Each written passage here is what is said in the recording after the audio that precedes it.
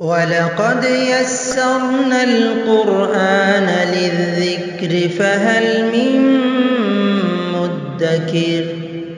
और हमने कुरान को समझने के लिए आसान कर दिया है, तो कोई है कि सोचे समझे। दीनी व फ़िक़ही मालूमात और तफ़सीर कुरान के लिए मुफ्ती मोहम्मद आज़म बख्तियार यूट्यूब चैनल सब्सक्राइब करें, वीडियो शेयर करें और बेल आइकॉन दबाना मत भूलिए, ताकि हमारी नई आने वाली अपडेट आपको मिलती रहे।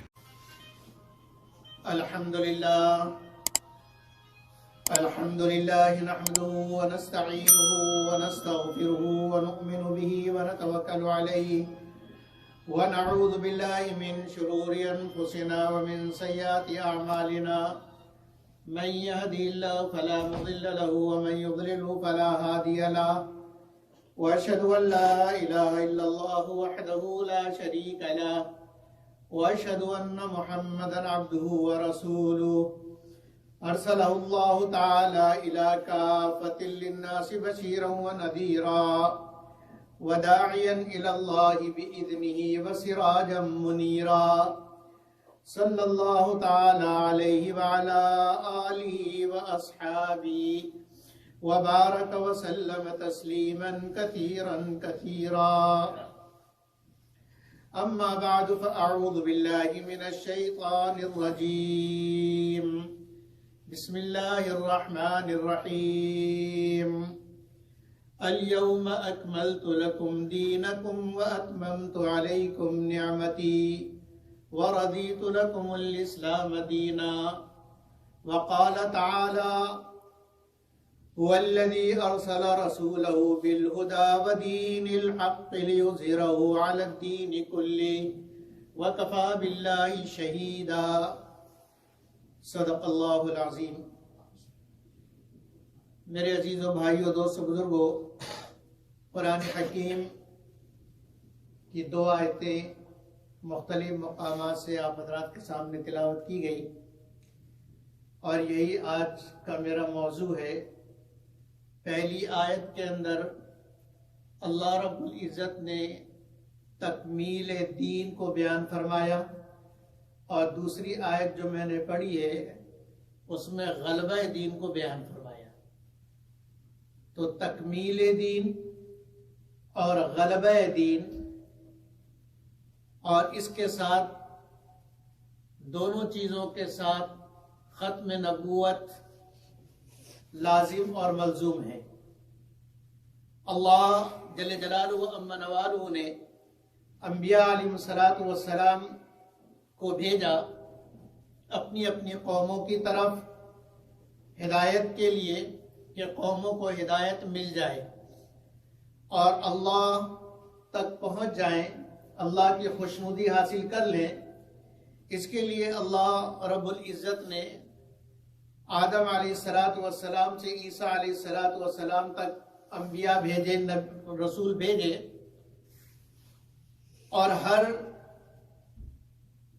4 किताबें अल्लाह ने नादिल की, शरीयत नादिल फरमाई किताबी शक्ल में और सहाइफ अल्लाह रब्बुल इज़्ज़त ने उतारे।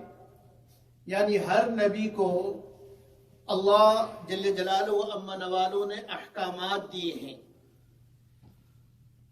कि अपने उम्मत को इन आमाल पर डालना है। तो हर नबी को अल्लाह ने वो अहकामात दिए जो सिर्फ उसकी उम्मत के लिए जरूरी था। जो उस वक्त लोग मौजूद थे, सिर्फ उनके लिए जो चीज जरूरी थी, अल्लाह रब्बुल इज़्ज़त ने उस नबी को सिर्फ वो अहकामात दिए। बाद में आने वालों के लिए अहकामात उसमें नहीं थे। क्यों? इसलिए कि बाद में अगला नबी आता है। अल्लाह जल्ले जलालुहु को मालूम है और अल्लाह जानते हैं कि मैंने कितना नबी भेजना है, कितने रसूल भेजने हैं। तो इसलिए मौजूदा उम्मत को जिन अहकामात की जरूरत है, उस वक्त के नबी को सिर्फ उतनी अहकामात दिए जाते थे कि आप ये अहकामात अपनी कौम को सिखा दें और इस बात पर अपनी कौम को ले आए। नूह अलैहिस्सलातु वस्सलाम को अल्लाह रब्बुल इज़्ज़त ने अहकामात दिए कि अपनी कौम को अहकामात दे। एक बात तो सब में मुश्तरक थी कि अल्लाह के सिवा कोई इबादत के लायक नहीं, और अगली बात हर नबी कहता था मेरी इताअत करो, यानी मैं अब जो बताऊं अकीदा तौहीद के बाद मेरी रिसालत को तस्लीम करो, और रिसालत को तस्लीम करने का मतलब ये कि अब जो मैं बताऊंगा वो तुमने करना है। तो हर जमाने के अंदर मुख्तलिफ किस्म के लोग थे। नूह अलैहिस्सलाम के जमाने में एक आम जहन था कि कसरत से सब कुछ होता है, जमहूरियत, जिस तरफ कसरत होगी कामयाबी उसी तरफ होगी। तो नूह अलैहिस्सलाम ने उनको अहकाम सिखाया और बताया कसरत का यकीन दिल से निकालो। और कौम आद और कौम समूद के जहनों में यह था कि कुव्वत बाजू, ताकत, यही सब कुछ है। उनको तौहीद के बाद दावत दी कि मेरी इताअत करो, और मैं कहता हूं कि कुव्वत और ताकत सिर्फ अल्लाह की है। अल्लाह की ताकत और कुव्वत को तस्लीम करो, उसके अलावा तुम्हारी अपनी कोई ताकत नहीं है। हजरत शुएब अलैहिस्सलाम की कौम ताजिर थी। कौम क्या थी? ताजिर थी। और उनका यकीन था कि मत तिजारत करो, जैसे भी करो, चाहे डंडी मार के कमाना पड़े, नाप तोल में कमी करनी पड़े, माल आना चाहिए। तो शुएब अलैहिस्सलाम ने कहा अल्लाह को मानो और मेरी इताअत करो, नाप तोल में कमी ना करो। तो कहने का मकसद ये है कि उस वक्त की कौम की जितनी जरूरत थी, इस बात को याद रखिएगा प्लीज, अल्लाह ने उतने अहकाम दिए, और उनके लिए, उस कौम के लिए उतना दीन मुकम्मल दीन था, उतना दीन मुकम्मल दीन था। यह मैं इसलिए जोर दे रहा हूं कि अगर आपने ये कहा और सिर्फ ये इसी का जहन बनाया कि नबी अकरम सल्लल्लाहु अलैहि वसल्लम पर दीन मुकम्मल हो गया, तो इससे पहले जो दीन आता रहा वो मुकम्मल नहीं था, ये एतराज हो सकता है। इसलिए उसका जवाब पहले से मैंने दे दिया कि उस वक्त के लिए जितनी जरूरत थी, जितने अहकामात की जरूरत थी, वो सारे अहकामात उनको दिए गए, उनके लिए उतना दीन मुकम्मल था। इसलिए कि कामयाबी पूरे दीन पर है, आधे दीन पर नहीं है। आधे दीन पर चलने में पूरी कामयाबी नहीं है, पूरी कामयाबी तो पूरे दीन पर चलने में है। और उन कौमों में से वो लोग जिन्होंने उस वक्त के अहकाम पर अमल कर लिया, वो कामयाब नहीं है, कामयाब है। इसलिए कि उनको बताइए इतना गया, उनके लिए हुक्म ही इतना था। जिस शख्स जो अभी बालिग नहीं हुआ उसको आप नमाज सिखाएंगे, आगे जाके पढ़ना है, लेकिन उस वक्त की उसकी तरबियत क्या है कि बड़ों का कहना मानना, अदब सीखना, ये उस नाबालिग के लिए जरूरी है कि अगर, और यही उसके लिए मुकम्मल है। इसीलिए फरमाया कि अगर नाबालिग बच्चा मर गया तो कहां जाएगा? जन्नत में जाएगा, नमाज कोई नहीं पढ़ी उसने। लेकिन बालिग होते ही 11 साल से ऊपर का बच्चा हुआ, अमूमन बालिग हो जाता है, अब उसके ऊपर नमाज फर्ज, नमाज का सीखना भी फर्ज,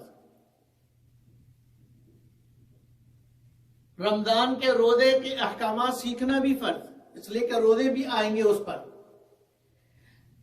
लेकिन है गरीब का बच्चा तो हज सीखना फर्ज है, हज सीखना उस पर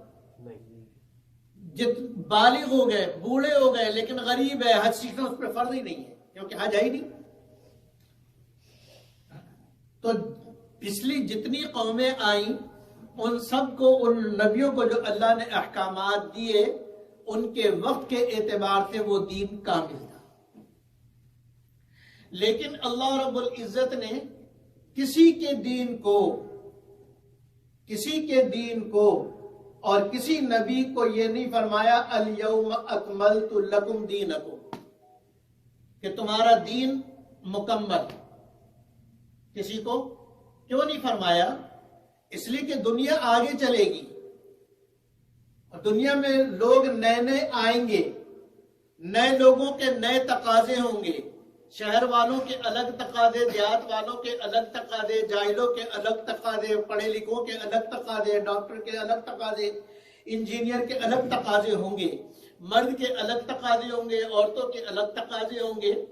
तिजारत के नए नए तरीके आएंगे, उन नए नए तरीकों के अलग तकाजे होंगे। फिर टेक्नोलॉजी आम होगी, उस टेक्नोलॉजी के अलग तकाजे होंगे। ये अल्लाह रब्बुल इज्जत को मालूम था, इसलिए किसी नबी को यह नहीं कहा कि तुम्हारा दीन जितना मैंने तुम्हें दे दिया ये मुकम्मल हो गया। हालांकि उनके लिए मुकम्मल था, लेकिन पूरी कायनात के लिए मुकम्मल नहीं था। यही वजह है कि एक वक्त में कई नबी दुनिया के अंदर मौजूद है, दुनिया के मुख्तलिफ खित्तों के अंदर। उस नबी के अहकामात अलग है, इस नबी के अहकामात अलग है। इसकी कौम को हुक्म अलग है, उनकी कौम को हुक्म अलग है। इब्राहिम अलैहिस्सलाम एक ही वक्त में मौजूद है, लूत अलैहिस्सलाम एक ही वक्त में मौजूद है। इब्राहिम अलैहिस्सलाम की कौम पर अजाब नहीं आ रहा, लूत अलैहिस्सलाम की कौम पर अजाब आ रहा, इसलिए कि वो अपने हुक्म पर, अल्लाह के हुक्म पर वो चले नहीं। तो लेकिन नबूवत का सिलसिला चलते चलते चलते जब हज़रत सल्लल्लाहु अलैहि वसल्लम पर पहुंचा, अब चूंकि हज़रत सल्लल्लाहु अलैहि वसल्लम के बाद अब किसी नबी ने आना ही नहीं है, अल्लाह ने किसी और को नबी बनाना ही नहीं है। इसलिए अब अल्लाह रब्बुल इज्जत ने वो अहकामात दिए जो क़यामत तक रहती दुनिया तक चलेगा, क़यामत तक चलेगा। और इसके अंदर किसी जमाने के अंदर, चाहे वो जमाना जैसा भी हो, चाहे वो ऊंट के जमाने का हो या रॉकेट के जमाने का हो, अब हुक्म के अंदर कोई तब्दीली नहीं होगी। तो दीन ऐसा होना चाहिए जो रॉकेट के जमाने में भी चल सके। समझ आ रही है? दीन ऐसा होना चाहिए जो रॉकेट के जमाने में भी चल सके, ताकि कोई उठ के ये ना कहे कि दीन इस्लाम को मौलवियों को चाहिए कि मिल के बैठें और इस्लाम को मॉडिफाई करें। जो लोग ये कहते हैं कि मौलवी बैठ के इस्लाम को मॉडिफाई करें और मॉडर्न उस कल्चर के मुताबिक इस्लाम को और दीन को बनाएं, वो अल्लाह पर शक करते हैं, उनके अल्लाह की रबूबियत पे यकीन ही नहीं। अल्लाह अल्लामुल गुयूब है, क़यामत तक के हालात अल्लाह को मालूम है, और ये कह रहे हैं कि नहीं, अल्लाह को मालूम नहीं था कि बाद में रॉकेट का जमाना आएगा। अल्लाह को यह मालूम नहीं था कि मोबाइल पर एक जगह से दूसरी जगह सेकंडों में बात पहुंचेगी, लाइव पहुंचेगी। अल्लाह को मालूम नहीं था। लिहाजा मौलवियों को बैठ के करना चाहिए कि एक किसी जगह नमाज हो, अपने अपने घरों में टीवी पर नमाज पढ़ लें, क्योंकि इमाम तो सामने है, टीवी में नजर आ रहे हैं। ये कहने का मतलब ये कि अल्लाह को मालूम नहीं था, मुझे मालूम है। नाउजुबिल्लाहि मिन ज़ालिक, नक़्ल कुफर नबाशा। तो अल्लाह रब्बुल इज्जत ने हज़रत सल्लल्लाहु अलैहि वसल्लम को जो दीन दिया कुरान की शक्ल में, और फरमाया कि अल यौम अकमलतु लकुम दीनकुम, आज हमने दीन मुकम्मल कर दिया। यानी जितने अहकामात मुझे भेजने थे इंसानियत के लिए, वो सारे अहकामात भेज दिए, सारे अहकामात पूरे हो गए। लिहाजा अब कोई हुक्म, आज के बाद से कोई हुक्म ना ऐड होगा ना मंसूख होगा जी, ना प्लस ना माइनस। इसमें से ना कोई प्लस कर सकेगा, ना कोई इसमें से माइनस कर सके, ना इसमें प्लस कर सके। अल्लाह ने ऐसा कामिल दीन दिया और फरमा दिया कि दीन मुकम्मल हो गया। अब कुरान हकीम के अंदर अल्लाह ने उसूल बयान किए, ज़ाब्ते बयान किए और ये फरमाया कि कुरान में तलाश करो अपने मसलों का हल। चाहे रॉकेट के जमाने में क्यों ना रहते हो, मसलों का हल तुम्हें कहां मिलेगा? कुरान में मिलेगा। और अगर तुम्हारी नजर थक जाए, तुम्हारा इल्म जवाब दे जाए, तुम्हें कुरान में ना मिले तो हदीस में देख लेना। इसलिए कि कुरान के साथ मैंने कुरान समझाने वाला भेजा है, दीन के साथ दीन पर अमल करके दिखाने वाला भेजा है, कि करके दिखाया नबी अकरम सल्लल्लाहु अलैहि वसल्लम ने। और अगर कोई ऐसा मसला, बाद का मसला जो उस वक्त वकूअ पजीर नहीं हुआ और मसला आ गया, तो अब क्या करोगे? मसला कुरान में भी नहीं, मसला हदीस में भी नहीं, तो अब इसके लिए अल्लाह रब्बुल इज्जत ने क्या बयान किया, क्या उसूल बयान किया? यहदी इलैहि मन यशा व यहदी इलैहि मन युनीब।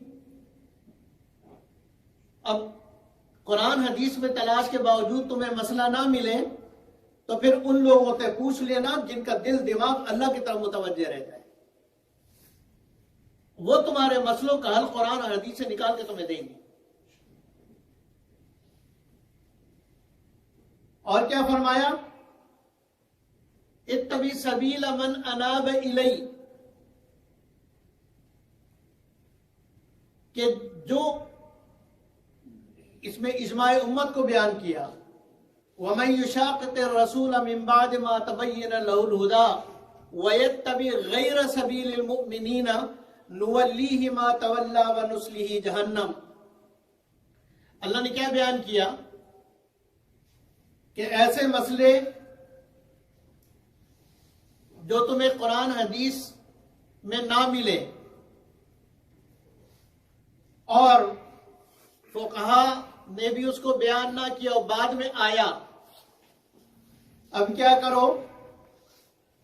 का उम्मत के नेक लोग और उम्मत के उलमा, उम्मत के फुक़हा का बड़ा मजमा जिस तरफ है उसकी इत्तिबा करो, तब दुनिया का कोई मसला निकलेगा नहीं, हर मसले का हल मिल जाएगा। हर मसले का हल। जो इजमाए उम्मत को ना माने कि सारी उम्मत एक बात बयान कर रही है और कोई एक आध आदमी उठ के अपने मसले बयान करे, यानी इजमाए उम्मत को ना माने, तो अल्लाह रब्बुल इज्जत ने उसके लिए 2 सजा मुकर्रर की है। कितनी सजा? 2 सजा। फरमाए वमन युशाक़िक़ रसूल, जो अल्लाह और उसके रसूल की नाफरमानी करे, वयत्तबि गैर सबीलिल मुमिनीन, और मोमिनीन के रास्ते पर ना चले, तो पहली सजा दुनिया में नुवल्ली मा तवल्ला, करता रहे जो करता है, भाड़ में जाओ, जहन्नम में जाओ, हमें तुम्हारी कोई परवाह नहीं। नुवल्ली मा तवल्ला का तर्जुमा कर रहा हूं, हम उसे छोड़ देते जहां जाना चाहे जाए, फिर हम उसे हिदायत पर कायम नहीं रखते।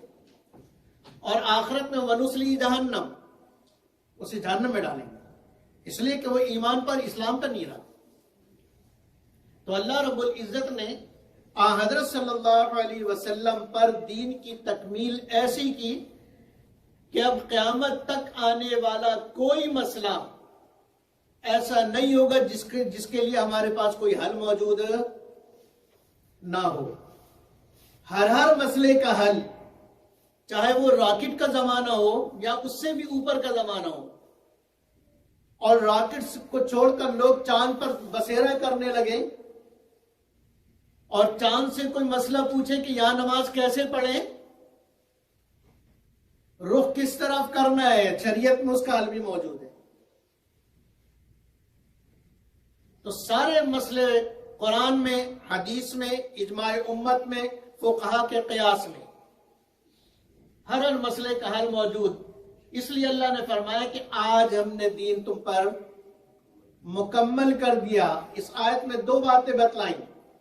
अल-यौम अकमलतु लकुम दीनकुम, पहली बात कि तुम्हारे लिए तुम्हारा दीन मुकम्मल, और जो चीज मुकम्मल हो जाती है, पाए तकमील को पहुंच जाती है, तकमील के बाद उसके अंदर अगर कोई चीज ऐड करे तो आप उसे क्या कहेंगे? बहुत अच्छा काम किया है।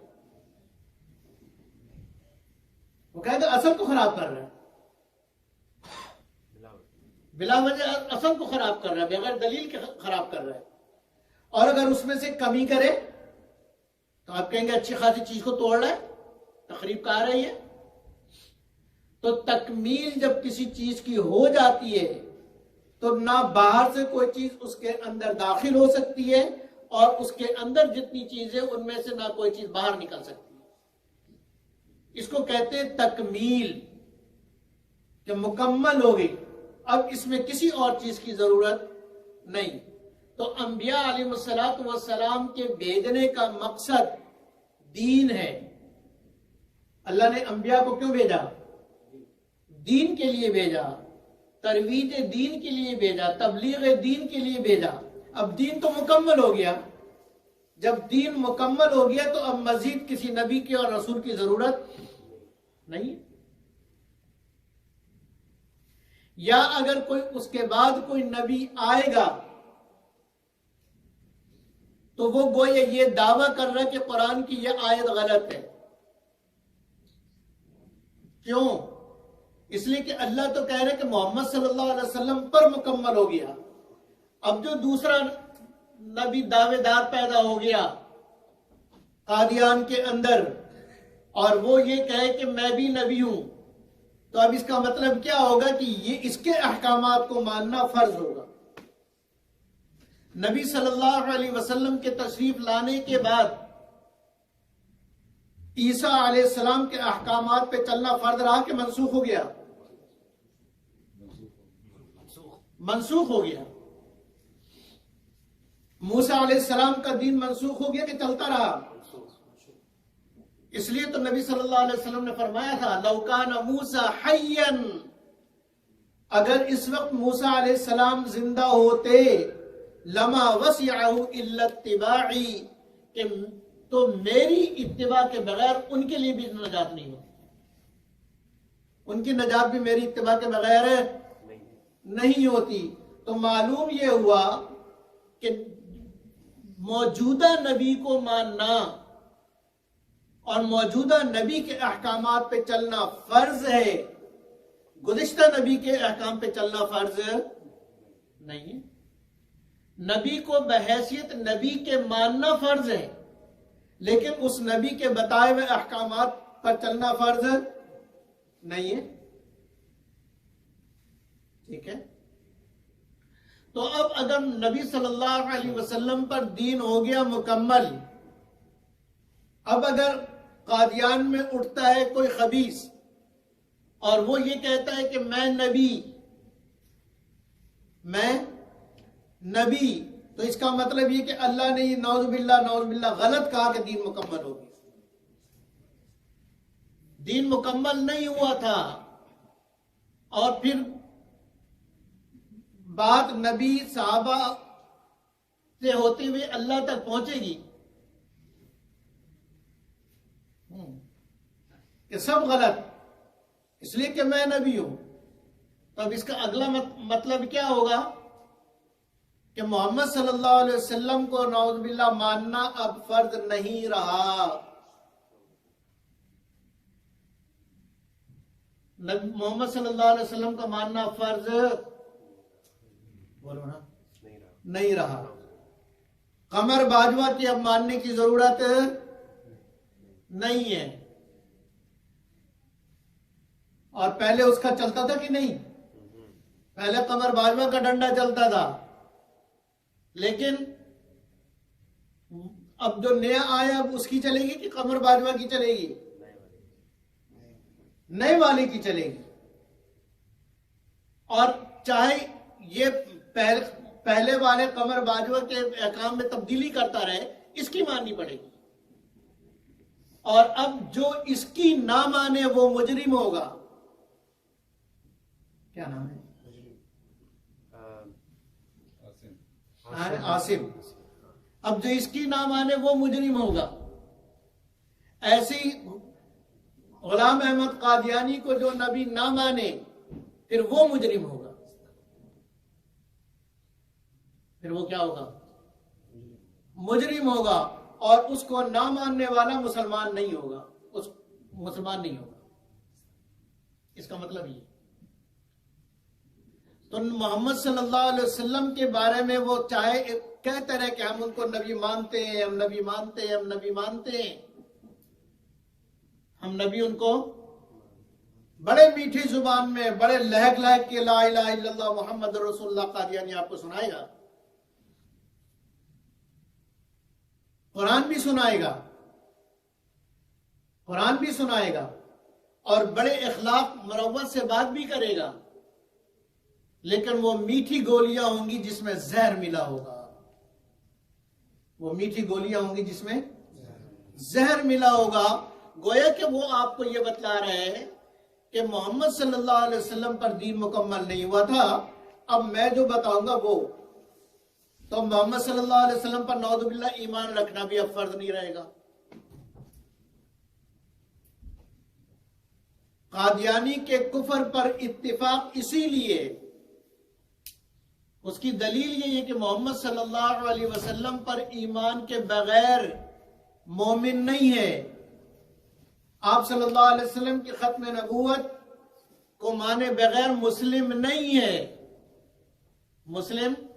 और ये दोनों चीजों को नहीं मानते, इसलिए ये मुस्लिम नहीं है, इसलिए मुसलमान नहीं है, काफिर है। इनके कुफर की वजह ये। अगर नबी अकरम सल्लल्लाहु अलैहि वसल्लम के बाद किसी और नबी को आना होता तो अल्लाह तकमील दीन का ना फरमाते, इसलिए कि अगला नबी जो आएगा वो भी तो कुछ अहकामात देगा। अगर वो अहकामात ना दे तो फिर नबी का है वक्त, फिर उसको भेजने की जरूरत क्या पड़ी? तो चूंकि आगे नबी आना नहीं, इसलिए अल्लाह ने फरमाया बस अब खत्म, चूंकि अब मुकम्मल हो गया। एक बात। दूसरे फरमाया वह अतममतु अलैकुम नेमती, नेमती से मुराद मेरी नेमत नेमत रिसालत है। नेमत से क्या मुराद है? नेमत रिसालत, नेमत दीन, कि मैंने सबसे बड़ा पैगंबर भेजकर अपनी नेमत तुम पर पूरी कर दी। अपना सबसे बड़ा रसूल, अपना सबसे बड़ा महबूब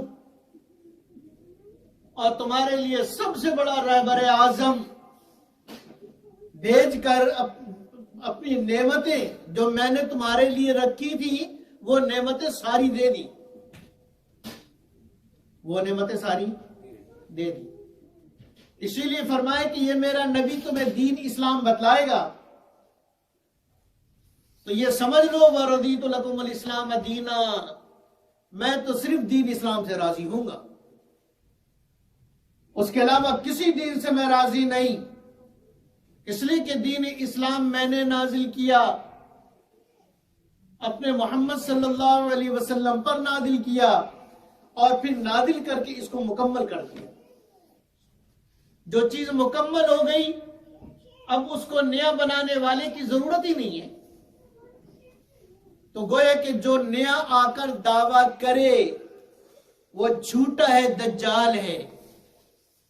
उसके झूठे होने में, उसके धोखेबाज फरेबी होने में, उसके काफिर होने में जर्रा बराबर भी बोलो भाई शक नहीं।